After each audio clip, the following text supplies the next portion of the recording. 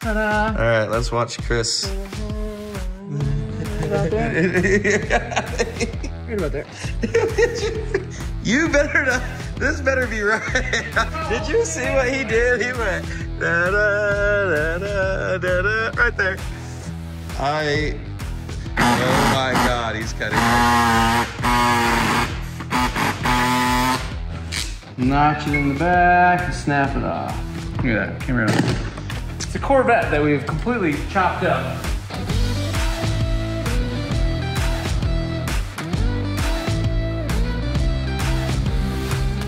What's up, Lite Brite Nation? So Drift Week is coming up. We actually have a drift test day, Brittany and I do, in the Corvette, but nothing's really been done to it yet. I do have the wheels in, started mounting those, but the thing needs to be up on the lift and, okay.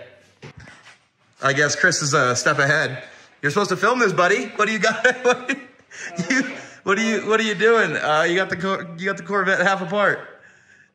I got up early this morning, got bored. So there's a bunch of stuff going on here. I guess a really quick rundown. He's making brake lines right now. These are WiseFab knuckles. Now WiseFab makes a whole lot of stuff. They make upper and lower control arms and front and rear and everything. You get crazy. We decided to keep it simple, right? Keep it simple, stupid kiss. This is gonna move everything further out, get rid of the wider stance, and allow for way more steering angle. So, but part of that is an e-brake.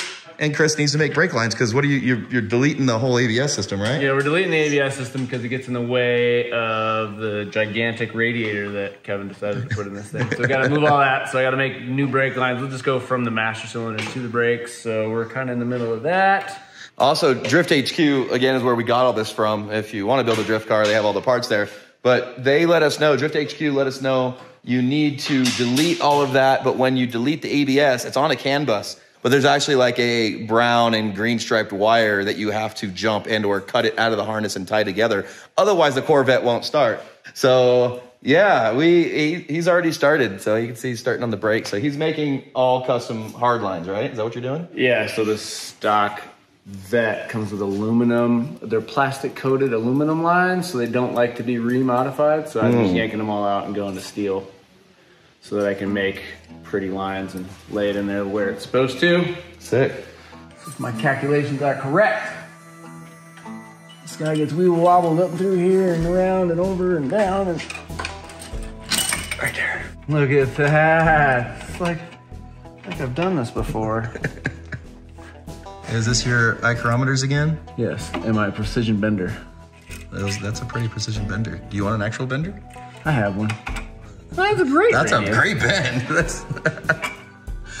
You know what the problem is showing people you working on cars is you make it look so easy, and it never goes that easy for me. No. I mean, sitting here and cussing and MFing and hating and... Motherfucker. Are these new? Did you already press? Yeah. Oh, that's for the WiseFab? That's for the WiseFab kit, so they give you a uniball and they get rid of it, which is good because your lower ball joints were pretty bad, kind of floppy. Okay. So yeah, it put the uniball in here.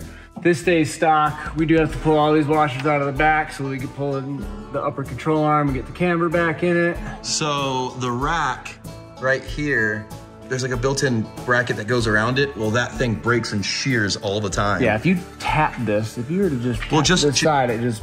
Well, just even from the stress of sliding sideways. Make a horseshoe strap, precision, and that braces the whole thing and grabs the outside of the subframe and you tie it down. Yeah. So this will hold all of that together. We can show you on the other rack that's destroyed, but. All right, I'm out. All right. You finished filming. We'll see you later. Thanks, bud. Have fun with the fam. All right. We'll see you later. All right, we have the two brake lines hooked up. This goes over to the other side. I have a T in here. This one does a little 90, comes out the left front.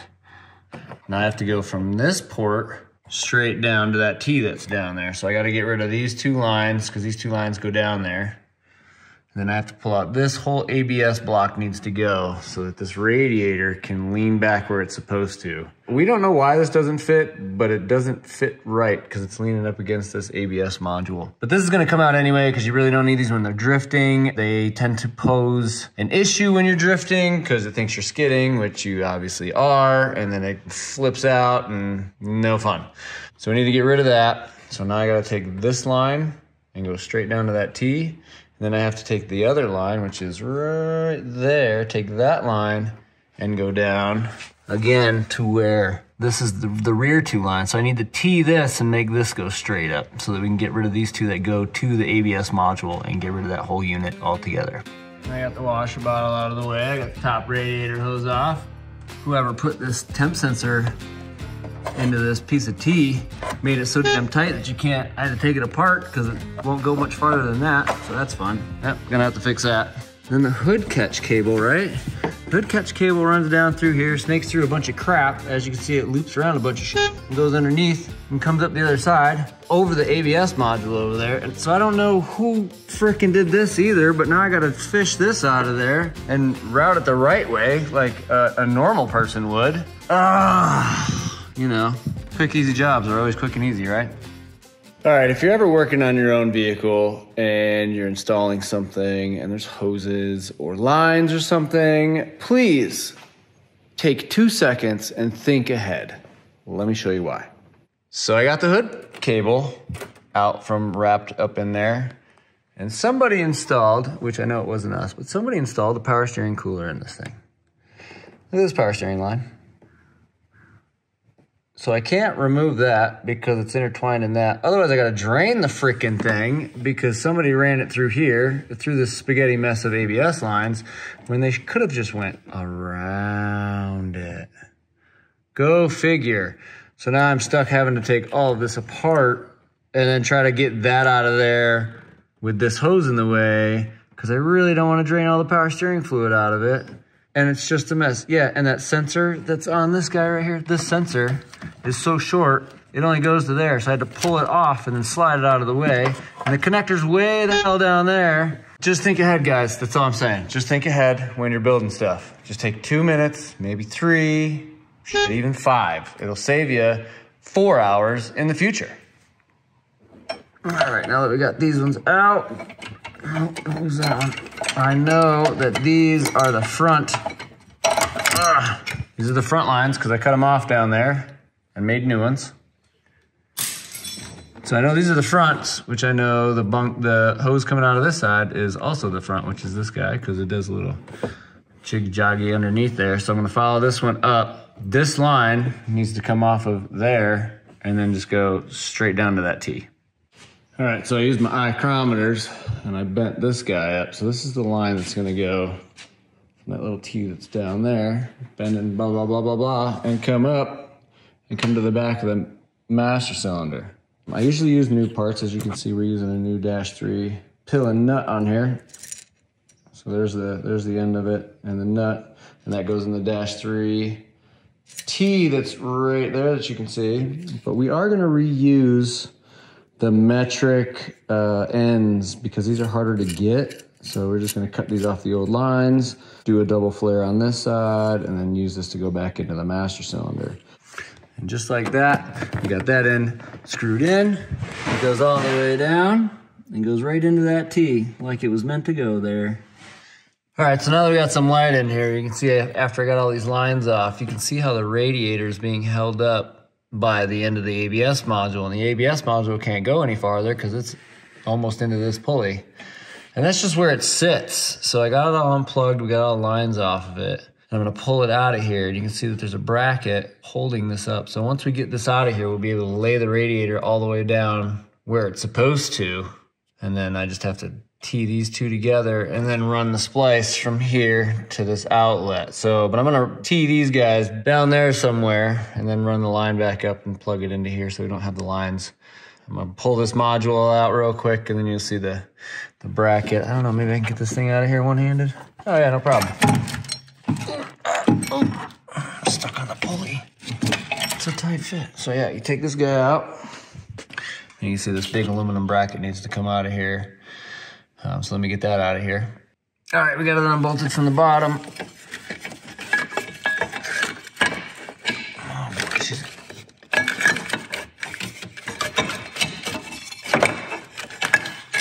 And then this bracket just comes out. So much more room for activities. Now I do have to I gotta take this plug. I gotta pull 2 pins out of here and tie them together so it thinks that the ABS module is still plugged in, so it'll actually start the car, but then it won't work, and it'll throw an ABS code, but it'll at least start, because we really don't care about codes right now. So we'll just clean this wiring up, because you know I love to clean up wiring, and we'll get this thing all put back together and tie it up and stuff here in a minute. But first I'm gonna get these guys, so we're gonna shove those down there, and we'll put it in the air, and we'll cut them from down there. All right, so the plan of attack is I'm going to cut it here, and then I'm probably gonna cut this one here, maybe this one back a little bit more. And I'm going to 90 this into a T, and then bend this one up and shove it in the other end of the T, and I'll show you when I'm done, because I'm pretty sure I just lost you. All right, so now that we're back out here in the morning and I got everything tightened up, you can really see what I got going on here. So you have the two rear lines, they kind of crisscross, but that's just for lengths.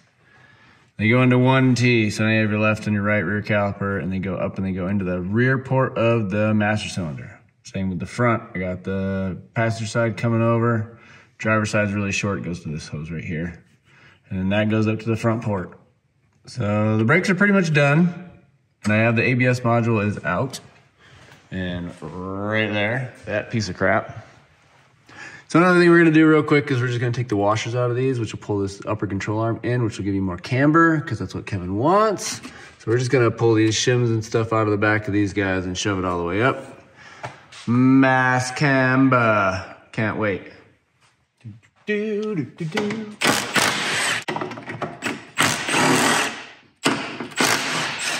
Uh-oh, need an extension, boy. Yay, all the washers. Oh, hey, get out of there.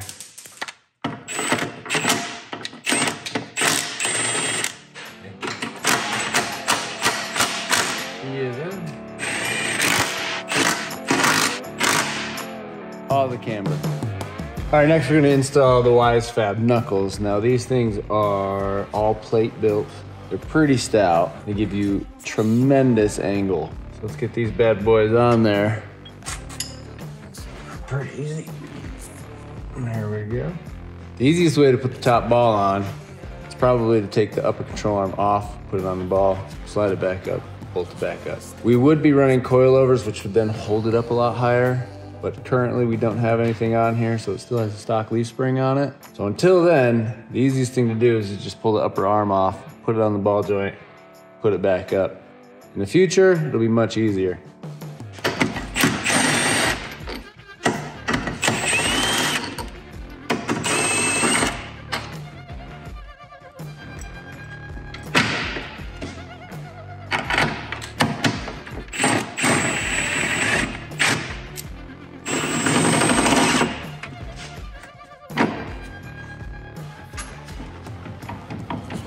Spindle.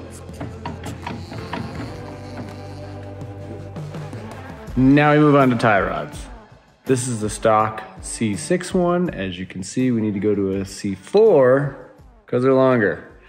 Because now when you have so much more angle, we need a longer tie rod. So you run a C4 Corvette tie rod. So now the supplied WiseFab rod end goes on the end of this.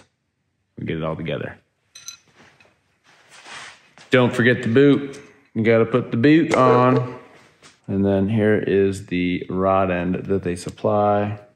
Jam that on there. WiseFab ball in. And then install it. Goes.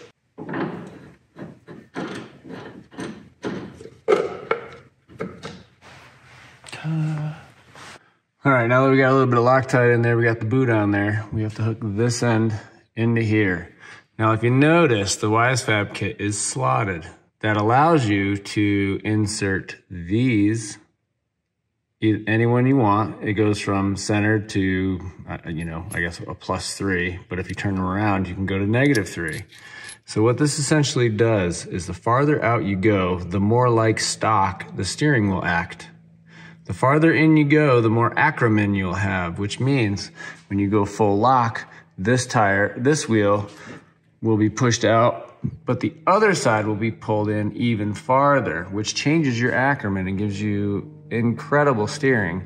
What this will do is when you are at full lock in a drift, it will want to stay straight until you let the wheel go, and then it'll self-center.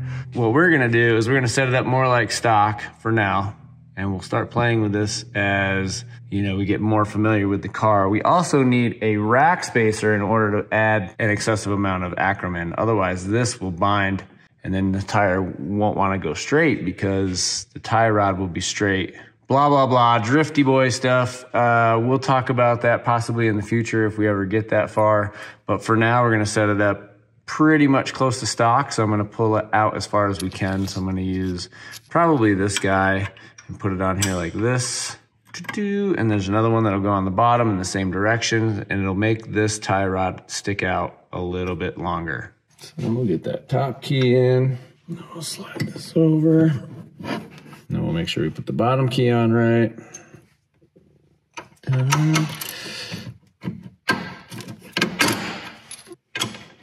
Keys in, like so. Get that keyed in there properly. And now this is installed. We just have to set toe, which we will set toe when we get it on the ground or on an alignment rack. I don't have anything to base it off of because everything in here has changed since the beginning, so I can't like duplicate lengths because everything is different. So we're just gonna have to wait until we get it on the ground and see what happens. Hey guys, I'm back. I got a scratch on my nose, I don't know why.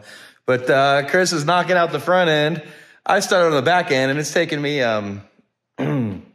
let's just say the back end's been quite the hassle for me. It's just a little bit of time. Let me show you what I did. So we have the Drift HQ dual caliper kit. And what that does is that adds for the e-brake, just its own separate dedicated caliper. Let's see if you can see back here. So you got the bracket that bolts to the back of the factory hub, and then the Wilwood caliper. So like that's their setup. And it's pretty nice. It fits all very, very neatly in there. But we figured out we couldn't get it all together. We had to pull the caliper off, pull the rotor off, because the drum that's inside there for the stock e-brake is what this bracket goes to. So this is a billet piece of aluminum here, and this is where the factory e-brake cable goes through, because it kind of covers up that area. But we couldn't get both bolts started through the holes, so we pulled it all apart, and I'll show you. But the other thing was, we also couldn't get this bolt down here started. See how you can't really get to that bolt? I tried pulling the shock. We were gonna pull everything apart. So Chris came up with the idea, hey, just pull the 4 upper control arm bolts, 415s, and just rotate the whole thing forward. So that's what we did. We just literally undid that, rotated the whole thing forward. Then we could get to all the bolts, and it all went together pretty easily. I wanted to show you that now because I struggled with it for a while, and it made me pretty mad.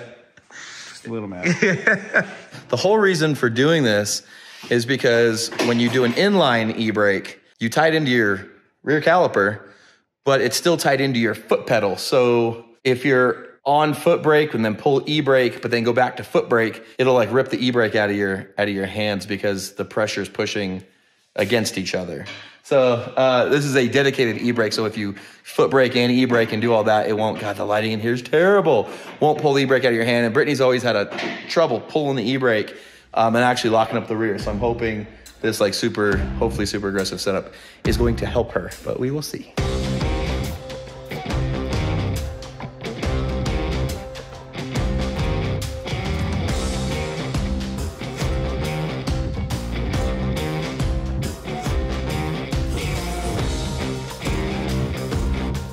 Okay, that went way smoother than the other side. The other side we took off the shoe, we took off, well, we didn't know what we were doing, right?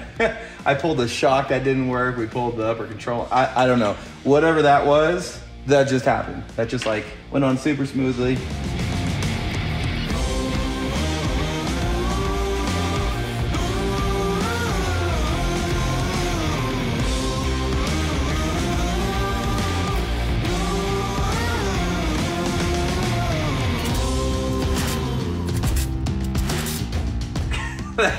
That went faster than the other side took to just figure out how to get one bolt threaded. So that's how you do it. That was pretty simple.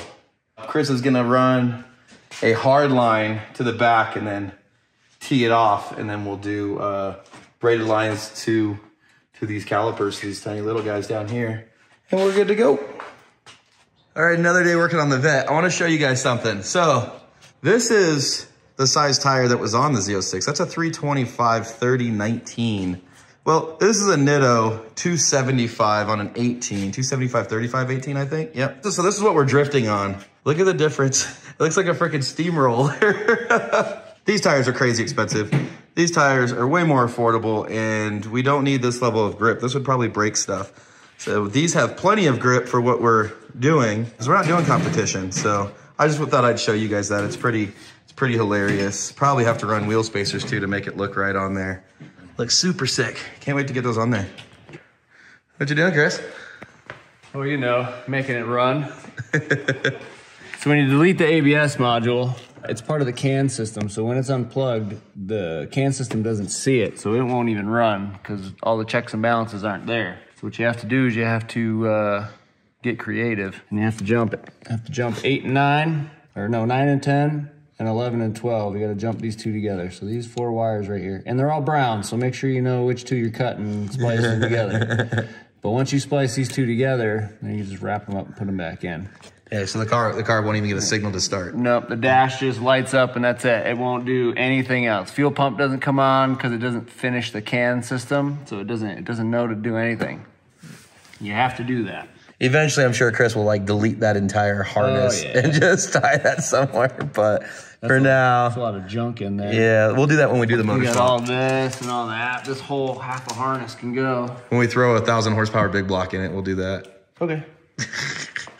No, this isn't getting a big block. It's getting a big small block. A big small block? It could, but we're gonna have to go to bigger tires than those little guys. I don't know. We'll have to see what happens. All right, so we got the engine bay all wrapped up, and now Kevin's putting, what is that stuff called? Stay Frosty. Stay Frosty. So the Stay Frosty by VP Racing. And the reason we have to run this is because this is going to be on a track. And contrary to popular belief, regular coolant has glycol in it, and it is also leaking out the bottom somewhere. But anyway, regular coolant is actually flammable. It is. So you get enough coolant, regular coolant, to spill on a header, like so let's say you have a leak or something, it will eventually ignite and will catch fire. It also contains glycol. When spilled on a track, becomes extremely slippery and does not evaporate. So most tracks won't let you run coolant. So you want to run regular water or this Stay Cool stuff. The problem is the Stay Cool stuff is not an anti-freeze. Yeah, there's no freeze protection, so if it drops below temperature, it will freeze in the block, but who keeps their race cars outside? No, we have another drift week in February in northern Utah. So I don't know how they're gonna do that. We'll just keep it running. Yeah. So that's why you gotta put regular water in if you're gonna be on a track. Regular water or a water wetter or a Stay Cool or anything that's not glycol based, because tracks don't usually allow that stuff. Alrighty, she's on the ground, looking good. The front looks perfect. That's no coilovers yet, we're still waiting. The back's a little high, but looks really good. You can see we got the whole interior apart, mocking up the e-brake. It's a really cool kit, but these guys, I don't know. There's a lot of stuff they didn't really think through. And I mean, when you buy a kit, you have to slot the dash and then like drill a hole. They didn't like really give you a template. So like, I don't know, to me, if you're selling a kit and you have to cut things and drill things, you know, generally say, you know, you'd have a template for it. Also, like their video before any of this went on sale, this is just a threaded rod. And in their video, they were like, oh, this is just a prototype. We'll have a nice machine part that'll be all nice and pretty and everything. And that's not what it is. I mean, it's just a machined rod, which is fine, it works. But if you're talking about a prototype and you're installing it and showing it, and then you're saying it's gonna be something else, and then people buy it and they're expecting to do, you know, to have the parts that you say, I don't know. But luckily I have a Chris. He's over here measuring with his micrometers and his fingers. He was like, put it up. He's like, yeah, it's about 13 inches and, is that about 13? It's about 8 inches and this way and, you know, a couple inches down. Anyway, it's a very nice idea, but there's many things that Chris has already changed on it, because it's just like this can be better and this makes no sense. So, I mean, E for effort. We do get to keep the cup holders, which is what I wanted, because you have to have the cup holders in a race car. So, oh, I also did another thing. we swapped out the steering wheel and put a quick disconnect on it. So we got some paddles here. These are not paddle shifters. That is to release the steering wheel. And then you all know that we have the power button, so we can put that wherever we want. So Chris is trying to fit this. So the thing is, I do have to cut that next. Yeah, you have to cut a slot, and that's where the new master cylinder for the e-brake's gonna go. This is all changed up. They had the nuts on the inside to keep tension and stuff, but the minute you started spinning the rod, those nuts would come loose, and it just made no sense. So Chris actually just double jam nutted it. And so it takes up the slack. There's no slop in it. And there's a nylock over here. Yeah. Just enough to make it spin, and then I could jam the nylock onto the e-brake handle, and then it takes up that slop, and then there's no slop in it. Yeah, he used what they had and he changed it. Because that's what he does, and it's definitely better. Also, they didn't have this rubber boot on here. Chris just, because it doesn't bolt down, so he made the holes bigger and kind of trimmed it so we'd have the rubber boot, because they didn't have the rubber boot.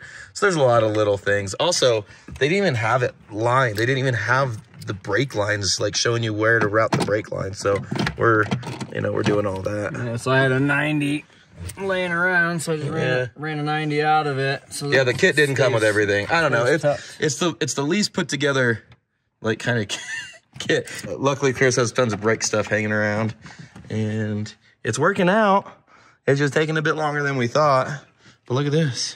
I kind of wish the OMP seat had the yellow to match the OMP steering wheel, but it's okay. All right, let's see how close you get once you notch my beautiful LZ3 leather panel. Yeah, you know. Do you need a marker? Do you need a? I got one right here. Do you need a tape measure? Do you need a? No, I just go like this to make a little, and then I'll cut it out. Did you really just put a little fingernail mark in it? No, but I will. Have I failed you yet? Oh, take off the steering wheel. I'm gonna. Yeah, see how that works? Ta-da. All right, let's watch Chris. Get about there. You better not. This better be right. I'm gonna give you so much shit. Did you see what he did? He went da da da da da da right there. This is hilarious. Oh my God, he's cutting. Notch it in the back and snap it off. Look at that, came around. Clean. It's a Corvette that we've completely chopped up. This Vette would not have lasted one more like season of driving, like summer of driving. Okay, so we may have had a little fight here, but it did finally all go together. Yeah. So what he's doing now is he's bench bleeding the master cylinder because I didn't bleed it on the bench.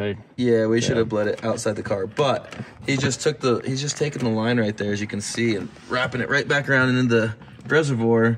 And you want to do that because once you get it hooked up to the line and you run it all the way back to the brakes, there's so much air in there that it's possible that you can't really... Yeah, it just moves. It's just going to pump air. It's not going to actually pump fluid through here yet. Right. So you got to do this a couple times. So you're trying to get the air out of the master and mostly in there. So when you start pumping to the rest of the system that's full of air, it will actually go. Just do it the easy way. He's trying not to spill brake fluid in the Corvette. Although it's going to be full of grease and just... Not yet. Not yet. Not today. Not today. What's going to happen to all of us drifter guys that are sitting there burning smoke and breathing that for like years? I think we're going to have some issues before we're very old. Nah. No, it's okay. We only die once. Yep, only die once. But we live every day. Until we don't. Yeah. All right, so once it's all back together, but you can start to see. Just gotta tighten that up. Clean all of that. And then we'll shove that guy up. We'll put the boot. We'll put the boot back in there, and then we can go drifting. We can go skirting. Actually, tomorrow I am going down to the tent place because that is like 35% tent, and we're removing the windshield tent. And then I'm gonna go get an alignment. We'll tighten that up. We'll come back here and bleed these little guys. All right, so it's all back together. We're done. We just got to put the seat back in, and Chris decided he didn't like the big jumble of wires and boxes under here. So this Corvette's kind of special because it's a 3LZ and it has an electric power steering column. To get that to work, you have to keep this box in here and some wires. And Chris has basically decided that he's not going to put the seat back in, that he's doing a whole weight savings thing. stuff under the seat. It is, but it's just hilarious because all we have to do is put the seat back in. And he was like, no, we're gonna go through and we're gonna get rid of all the plugs and wires that you don't need because this isn't going back to a street car, and 99% of that is for the seatbelt airbag, the seat position, the seat power, and on and on and on. There's only like 4 wires out of all of that that's probably needed. Like this entire side. This is what I'm trying to get out of here. I got this. The gray one was already cut. I didn't cut that. This has come out of here. This goes that way. But look how good that looks. It looks very good as soon as we can get the seat back in. 2 out of there. Looks like a stock vehicle with just a little handbrake. We'll update you in a bit. With all this. All right, a few minutes later, and this is what we're left with. That's 8 wires out of the 8 wires out pile that's back there. Like all that. I guess it'll look much cleaner if I ever pull the seat out. Well, We save a bunch of weight. I might tuck it up back here because it'll make it. Oh, there you go. Perfect. Alrighty, so that's what we're left with. ECU's back there, or whatever the module is. Put the seat in and put the steering wheel on, and holy shiitake, that is a stock looking drift car. That is super sick. And ta-da, there she is. Here's the e-brake, the whole center, everything's in. Steering wheel, seat, it's clean. Oh, my fire extinguisher. Right now, that's just gonna go right here. Can't go anywhere if it's right there. And drift car. I mean, should we see if it starts after you just cut out all those wires? We lighten those. Should probably see if it starts. Here, hold on to this. Let's see if it. Are you nervous? Am I nervous? No. Are you? I don't know. Well, except for she's dead. It's been on all day. So let me throw the jumper on there. All right, it was 3 days and full Corvette drift car build done. The brake line's all done. The hydro e-brake. Brake lines, hydro e-brake lines. What else do we do? Knuckles. Oh, the knuckles. I didn't touch the knuckles. Front tie rods. So I just have knuckles. I got the wheels and wheel spacers on. Like that all clears. Yeah. So that's like a full basic drift car build. The only thing you typically want to do besides that would be weld the diff or put an LSD in it or something like that. But the Corvette comes with a... And possibly coilovers. So we don't have coilovers yet. LG Motorsports out of Texas uses Bilstein to build their own custom coilovers. So they're building us custom drift coilovers for the Corvette, which is a Bilstein parts, but LG Motorsports build. It's pretty cool. It looks pretty cool, and it's gonna have, I think, dual compression and rebound or something like that. Or looking at me like I don't know yet. I don't know. It's supposed to be pretty trick. Hopefully it all fits and works with big angle because LG does a lot of track stuff. Anyway, that's it. We're done. Chris is cleaning up his mess. I don't know what's happening here. So we thought this was just concrete because it definitely doesn't have a coating, but it definitely has a coating. But yeah, but something's on there because eating the top. We're destroying the garage and we don't know what's happening. Is this just polished? Does anybody know? Is this just polished concrete and it's eating through like the polish? Yeah, is it eating through like the butter that you know, like they call it butter when you polish the floor? I don't know what's happening, but it's starting to look like shit. Anyway, hope you guys enjoyed that. Next up, we're going to a track. We rented a track to go test the drift car.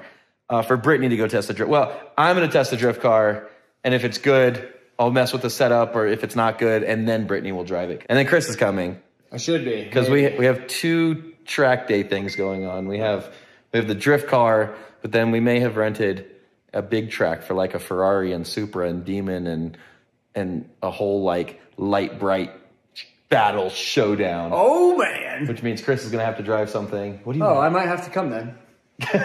Which one do you want to drive? Call Ferrari. Yeah, that's going to be the slowest one. The Corvette's going to, let's call it right now. The Corvette's going to win. Oh, yeah, then the Supra or the Demon. Ooh. And then Ferrari will definitely be last. The Corvette's definitely going to win. I think the Ferrari's definitely last. Yeah, the Ferrari's probably last. It just depends if the Supra can get out of the hole, but I think we have to do a rolling. Anyway, this should be fun. That's coming up in the future. So anyway, thank you guys so much for watching. Please don't forget to like, subscribe, and share. I always mess this part up. Remember, you can find all of your Lite Brite Nation merch and decals at LiteBriteStudios.com. We love you guys, and we'll see you next time. Bye. Bye, guys.